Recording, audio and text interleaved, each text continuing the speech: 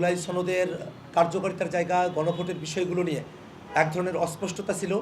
যেহেতু ত্রয়োদশ জাতীয় সংসদ নির্বাচনের দিন 12ই ফেব্রুয়ারি 2026-এ গণভোটও জুলাই জাতীয় সনদ নিয়ে যে গণভোট সেটা অনুষ্ঠিত হয়েছে এবং গণভোটের পক্ষে জনগণ তাদের সিদ্ধান্ত হ্যাঁ ভোটের মধ্য দিয়ে তারা জানান দিয়েছেন।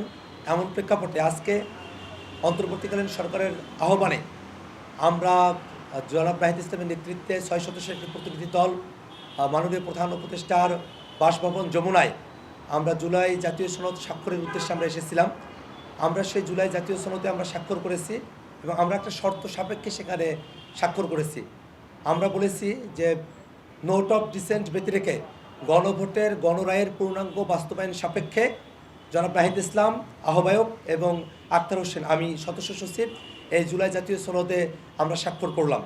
আপনারা জেনে থাকবেন যে জুলাই জাতীয় সনদ আমাদের জন্য একটা পাওয়া এই অর্থে যে জুলাই জাতীয় সনদের মধ্য দিয়ে বাংলাদেশ রাষ্ট্রটিকে নতুন করে গড়বার একটা সুযোগ আমরা পেয়েছি। বিশেষত আমরা যতদূর পর্যন্ত আমরা আকাঙ্ক্ষা করেছিলাম একটা একেবারেই ফেসিবাদ মুক্ত একটা বাংলাদেশ, তার পুরোটা অর্জন করতে না পারলেও জুলাই সনদের মধ্য দিয়ে আমরা যতটুকু অর্জন করতে পেরেছি সে অর্জনকে যেন আমরা পুরো মাত্রায় আমাদের করে পেতে পারি, বাংলাদেশ রাষ্ট্র যেন জুলাই সনদের পরিপূর্ণ সুফলটা ভোগ করতে পারে, তারই নিরিখে আমরা আজকে জুলাই সনদের যে আনুষ্ঠানিকতা স্বাক্ষরের আনুষ্ঠানিকতা আমরা আজকে সম্পন্ন করেছি।